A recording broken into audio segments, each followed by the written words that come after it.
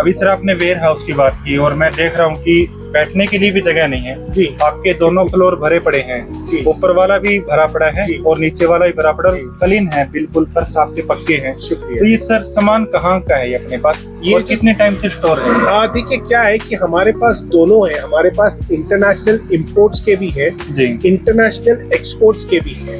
International import shipment जो होते हैं वो आकर यहाँ पर लोकल और डोमेस्टिक में कन्वर्ट हो जाते हैं। नमस्कार दोस्तों, मैं हूं Vijendra Kumar. Search my service के एक और ब्लॉग में आपका स्वागत है। आज है मैं तलोजा कोहिनूर इंडस्ट्रियल कॉम्प्लेक्स और यहां पर हम विजिट करने के लिए आए हैं कैंगरू पैकर्स एंड मूव्स, जो कि डोमेस्टिक, लोकल और इंटरनेशनल सर्विस प्रोवाइड करते हैं और इसके साथ साथ ये कार्गो का बिजनेस भी करते हैं और काफ़ी टाइम से यहाँ पर काम कर रहे हैं। तो क्या क्या सर्विस प्रोवाइड करते हैं, आइए बैठकर हम डेप्थ में बात करते हैं और कहाँ कहाँ प्रोवाइड करते हैं, कितने टाइम से सर्विस प्रोवाइड करते हैं, आइए बैठकर बात करते हैं।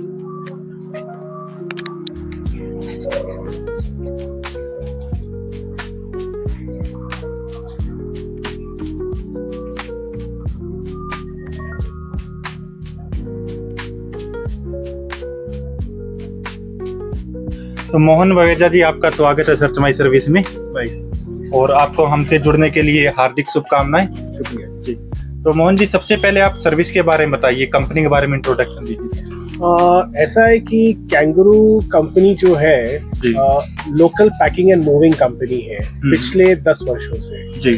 तो हमारी जो प्रायोरिटी है local packing and moving from Mumbai to anywhere in India, और हमारे एसोसिएट ब्रांचेस है ऑल ओवर इंडिया, तो वहां से packing and moving to anywhere in Mumbai और नवी मुंबई ये पूरा कवर अप हो जाता है Kangaroo Relocations packing and moving services के अंदर। जी। तो अपने टाई अप कौन कौन सी जगह पे हो रहा है सर? मुंबई की जगह अगर हम बात करें तो, या फिर मैं अगर दूसरे शब्दों में बोलूं कि ब्रांचेज कहाँ कहाँ पे? ब्रांचेस हमारे जितने भी मेट्रोपॉलिटन सिटीज है वहां पर हमारे ब्रांचेस है। जैसे कि दिल्ली हो गए, तो दिल्ली के अंदर हमारे ब्रांच पड़े हुए हैं। एक ही ब्रांच है वहां पर, वो अड़तल विलेज के अंदर आ गया है। फिर हमारा बैंगलोर के अंदर हमारा ब्रांच है, चेन्नई के अंदर हमारा ब्रांच है। द्वारका की बात जी, द्वारका की बात कर रहा हूँ, वहाँ पर है। चेन्नई के अंदर हमारा ब्रांच है और बैंगलोर के अंदर महादेवपुरा है, वहाँ पर हमारा ब्रांच है। तो सर सर्विस के बारे में अगर मैं थोड़ा डेप्थ से पूछना चाहता हूँ, तो सर्विस कौन कौन सी प्रोवाइड करते हैं सर डोमेस्टिक में? डोमेस्टिक के अंदर हमारे लोकल पैकिंग एंड मूविंग होते हैं, जिसके अंदर what we do is that we do the local packing and moving, loading, transportation. अगर पार्ट लोड के अंदर शिपमेंट है तो हमारे वेयर हाउस के अंदर शिपमेंट आते हैं, तो हमारे यहाँ से ट्रक्स जो आप देख रहे हैं वो ट्रक्स हमारे निकलते हैं। तो पार्ट लोड के शिपमेंट्स होते हैं वो निकल जाते हैं। अगर फुल लोड होते हैं तो डायरेक्टली ट्रांसपोर्ट हो, depends wherever the shipment would like to. अभी सर आपने वेयर हाउस की बात की और मैं देख रहा हूँ कि बैठने के लिए भी जगह नहीं है जी। आपके दोनों फ्लोर भरे पड़े हैं जी। ऊपर वाला भी भरा पड़ा है और नीचे वाला भी भरा पड़ा है, क्लीन है बिल्कुल, फर्श आपके पक्के हैं। शुक्रिया। तो ये सर सामान कहाँ का है ये अपने पास और कितने टाइम से स्टोर है? देखिए क्या है कि हमारे पास दोनों है, हमारे पास इंटरनेशनल इंपोर्ट्स के भी है, इंटरनेशनल एक्सपोर्ट्स के भी है। इंटरनेशनल इंपोर्ट शिपमेंट जो होते हैं वो आकर यहाँ पर लोकल और डोमेस्टिक में कन्वर्ट हो जाते हैं, और लोकल इंपोर्ट जो हमारे शिपमेंट होते हैं एक्सपोर्ट के लिए वो इंटरनेशनल में कन्वर्ट। तो हमारे पास जो आप सामान देख रहे हैं अभी, इसमें दोनों मिक्स है। इसके अंदर इंटरनेशनल भी है और लोकल एंड डोमेस्टिक शिपमेंट्स भी है, दोनों के हमारे शिपमेंट्स आ जाते हैं। अभी जितने सामान आपने जैसे प्रश्न पूछा, ये ऊपर जो है, ये ऊपर जितने भी शिपमेंट है ये सब हमारी यूके से आए हुए इम्पोर्टेड शिपमेंट्स है। ओके, यूके से आए हुए। यस जी। और ये हमने कस्टम क्लियरेंस किए अभी रिसेंटली, और ये सब यहाँ पर हमने ला कर रखा हुआ है और यहाँ से अभी डिस्ट्रीब्यूट होंगे वेरियस सेक्टर्स, जैसे कि बैंगलोर हो गया। कोई शिपमेंट जो है ऑल द वे कोजीगाडे तक है, तो वहां पर हमारे शिपमेंट अभी चले जाएंगे। और फिर बहुत सारे शिपमेंट जो जम्मू तक है, तो ये सब इंटरनेशनल शिपमेंट है यूके से आए हुए, फेलिक्सटो से। कुछ शिपमेंट्स लंदन गेटवे से आए हुए हैं। नावाशिवा में हमारे इंपोर्ट कस्टम क्लियरेंस हुए हैं, कस्टम ड्यूटीज भर के बकायदा लीगली, और ये यहाँ पर शिपमेंट्स आए हुए हैं। अच्छा सर, जैसे कि अगर मुझे शिफ्ट होना है, सपोज मैं पकड़ के चलता हूँ कि मुझे मुंबई से हैदराबाद शिफ्ट होना है और मेरे पास 1 BHK का सामान है, तो आपका क्या प्रोसेस रहता है? जैसे कि मैंने आपको मेरी रिक्वायरमेंट बता दी है बाय द कॉल। देखिए क्या होता है, सबसे पहला जो होता है ना काम, एक्चुअली जो पैकर जो क्लाइंट है उसका सबसे पहला रिस्पॉन्सिबिलिटी होता है कि वो एक करेक्ट कोटेशन लिया है जी। करेक्ट कोटेशन कैसे लिया जाता है वर्बली फोन के अंदर, इससे अच्छा है कि आप फिजिकली उस पैकर एंड मूवर के सर्वेयर को बुलाइए घर में जी। सबसे पहले उससे सर्वे कराइए। Survey free of cost free of cost survey से पता चल जाता है कि आपके शिपमेंट्स का वॉल्यूम कितना है, कितना जगह लेगा वो। एक होता है बोलने के लिए कि भाई पर्टिकुलर इतना वॉल्यूम होगा, और एक फिजिकल सर्वे करने के बाद हमें मालूम पड़ जाता है कि इसका वॉल्यूम इतना है। जैसे कि एक पूरे 20 फुट के जो ट्रक होते हैं उसका जो कैपेसिटी होता है वो 1000 क्यूबिक फीट होता है। उससे ज्यादा वो सामान नहीं लेगा घर सामान, क्योंकि घर सामान जो होता है वो यूनिफॉर्म नहीं है साइज और शेप के अंदर। जैसे कि आपका ये चेयर हो गया, ये कोई एक बॉक्स नहीं है, इसको आप पैक करोगे तो एक अजीबो आकार लेगा। उसी तरह ऐसे 4 और हो गए। तो अगर कैपेसिटी 20 फुट के ट्रक का 1200 क्यूबिक फीट भी है, 200 तो वेस्ट ही जाएगा। तो आप ज्यादा से ज्यादा मैक्सिमम कैपेसिटी 1000 क्यूबिक फीट ले सकते हो। तो क्लाइंट का सबसे पहला खुद का अपने ऊपर वो फर्ज होता है कि भैया मैं बुलाकर सबसे पहले सर्वे कर लूं। सर्वे करने के बाद करेक्ट वॉल्यूम पता चलेगा। वॉल्यूम के बाद आपको कंप्लीट डोर टू डोर, यानी कि यहाँ से सामान पैक करके लोड करके मूव करके लोड करके वहां पर उनके पूरा पहुंचाना। साथ के अंदर वहां पर जो सर्वे करने से दूसरी बात क्या होता है कि एक क्लाइंट के साथ इंटरैक्शन बन जाता है। इंटरैक्शन बनने से एक क्वेश्चनर होता है कि भैया जो एंट्री करेंगे हम सामान का, क्या वो सामान जो है एक 20 फुट का ट्रक सच में पहुंच पाएगा कि नहीं पहुंच पाएगा। जैसे कि हमारे पास अभी एक शिपमेंट है जो केराग है, वहां पर गलियां काफी छोटी है। अब शिपमेंट वहां पहुंच गया है, अब ट्रक जा नहीं सकता है अंदर। अगर ये जिम्मेदारी पहले ही बता दिया होता कस्टमर ने तो बट नेचुरल हम पहले से शटल सर्विस की बंदोबस्त कर लिया करते। तो बहुत सारी चीजें होती है, इसके ऊपर जो सर्वे होता है उसे ये प्रश्न पूछना पड़ता है पूरे क्लाइंट को। यानी कस्टमर को अपनी साइड से पूरा रिक्वायरमेंट पहले ऑलरेडी बता देना चाहिए। अभी उसके अंदर कॉस्ट बढ़ जाएगा। आप गली के अंदर लेकर नहीं जाओगे तो एक छोटी सी ट्रक लगानी पड़ेगी, छोटी सी ट्रक को ले आना, वहां पर सामान को वहां से शिफ्ट कराना छोटी छोटी ट्रकों में, और फिर वहां से ये पहले ही कर दोगे।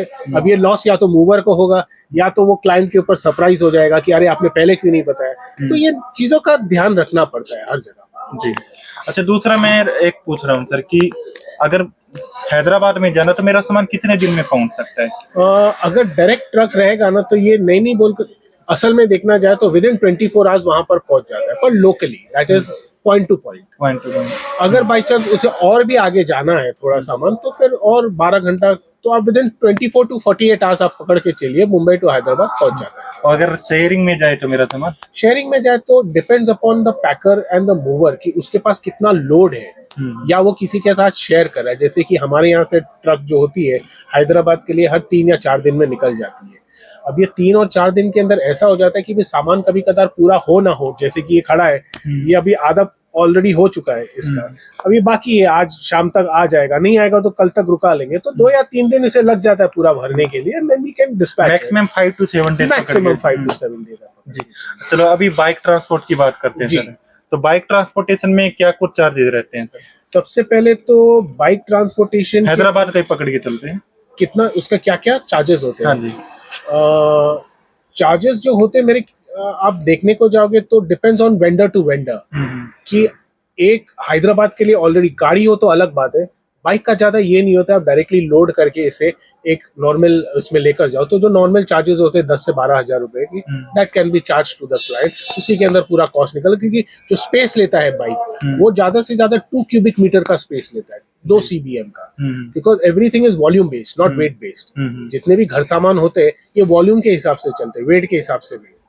गाड़ियां जो होती है उसके एक डेडिकेटेड चार्जेस होते हैं for a specific which goes under car transportation. But bike जो होता है इट कैन बी एमैलगेटेड, माने मिक्स किया जा सकता है घर सामान के अंदर। अच्छा, बाइक आप यहाँ पर गोदाम पर लाकर पैक करते हैं या फिर कस्टमर के घर पे पैक करके लाते हैं? बाइक को तो लाना ही पड़ता है यहाँ पर एंड देन पैक इट। और पैक भी कैसे करोगे, क्योंकि बाइक है, उसे चढ़ाना है, उसे ड्राइव करना है, करेक्ट? तो ज्यादा करके श्रिंक रैपिंग ही कर सकते हैं आप बाइक को।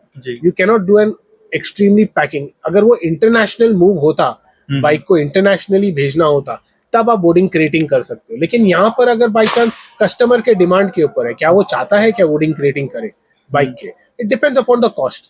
पर्सनली क्या होना चाहिए सर, अगर मैं पर्सनली पूछूं कि मुझे उसका लकड़ी का बनवाना चाहिए, पूरा बॉक्स बनवा के ले जाना चाहिए या फिर एक वैसे ले जाना चाहिए? देखिए, लोकल की बात करता हूं। लोकल की अगर बात करें तो अगर डिस्टेंस जो है विद इन 24 आवर्स 48 आवर्स में अगर पहुंच जाएगा और आपका ट्रांसपोर्टेशन सेफ है, तो I don't think you require any professional packing until unless that particular thing is going overseas location। हाँ, अगर और लॉन्ग डिस्टेंस जाना है, जैसे कि यहाँ से कलकत्ता जाना है मुंबई से, तो मैं डेफिनेटली आपको एश्योरेंस ये दे सकता हूँ कि भैया आपको वुडन क्रेट बनाना पड़ेगा उसके लिए। But the expense that goes, expense जो लगता है क्रेटिंग के लिए, क्या वो क्लाइंट देने के लिए मंजूर रहेगा? But he should be aware. तो ये जो सर्वे करने जाता है ना, ये उसका जिम्मेदारी होता है कि वो डेडिकेटेडली क्लाइंट को पूरी समझाई के साथ बता दे कि ये चीज की इसकी एडवांटेजेस और डिसएडवांटेजेस क्या है। तो लास्ट में इसी रिलेटेड एक और पूछ रहा हूँ सर मैं, कि घर के ऐसे कौन कौन से आइटम होते हैं जिसे हमें वुडन क्रेट में पैक करवाना ही चाहिए, चाहे वो लोकल में हो, चाहे वो इंटरनेशनल में, चाहे डोमेस्टिक? जितने भी कांच के सामान हो गए, जितने भी क्रॉकरी आइटम हो गए, जितने भी dining table with marble top हो गए, जितने भी ग्लास के आइटम हो गए, उसे कंपलसरी विदाउट एनी कॉम्प्रोमाइज आपको वुडन क्रेटिंग और प्रॉपर पैकिंग करना ही है।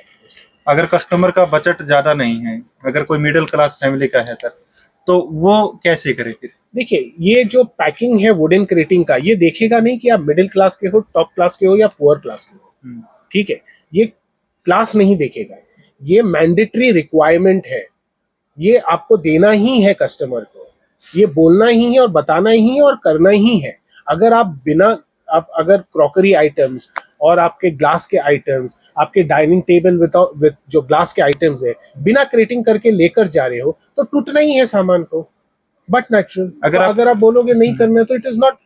तो उस केस में फिर क्या आप इंश्योरेंस प्रोवाइड करते हैं? इंश्योरेंस प्रोवाइड करते हैं, लेकिन अंडर राइटर्स का भी ऐसा होता है ना कि अंडर राइटर्स कहते हैं कि ये आइटम क्रिएट किया था कि नहीं किया था। जब आप क्लेम लेने जाओगे तो आप बोलोगे नहीं भाई क्रिएट नहीं किया, तो उधर ही आपको रिजेक्ट कर देंगे। क्यों नहीं क्रिएट किया था आपने? तो क्रिएटिंग तो करना ही। हाँ, क्रिएटिंग के बाद अगर टूट जाता है तो definitely there is something wrong as far as the movement was. तो शायद यही हो सकता है कि ज्यादातर लोगों को क्लेम नहीं मिल पाता अगर किसी का सामान डैमेज होता है। Exactly correct. अगर आप कुछ लेकर जाओगे कांच का आइटम और वो खुला ही लेकर चले जाओगे और बाद में बोलोगे टूट जाओगे, तो बट नेचुरल वो कोई भी क्लेम नहीं देगा, अंडर राइटर्स भी नहीं देगा आपको। तो ये सब चीजों का ध्यान पैकर एंड मूवर को स्पेशली रखना पड़ता है। मैं क्लाइंट को ब्लेम नहीं कर सकता, क्लाइंट को तो पता ही नहीं है बात। लेकिन पैकर और मूवर के पास अगर वो क्वालिटी है और वो जानता है, तो उसे क्रेटिंग करना ही चाहिए था ना। क्यों बेफिजुल का उसने बिना क्रेटिंग का सामान उठाकर ले गया?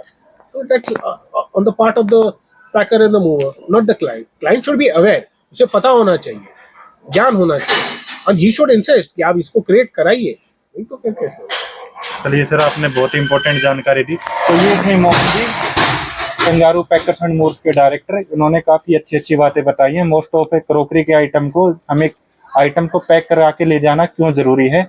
अगर आप पैक करा कर नहीं ले जाओगे, अगर आप बाई चांस आपके आइटम डैमेज हो जाते हैं, तो उसमें आपको क्लेम क्यों नहीं मिल पाता है। तो ये काफी महत्वपूर्ण जानकारी दी। तो सर, आपका बहुत बहुत धन्यवाद, और जुड़ने के लिए आपको फिर से बहुत बहुत शुभकामनाएं। शुक्रिया, थैंक यू।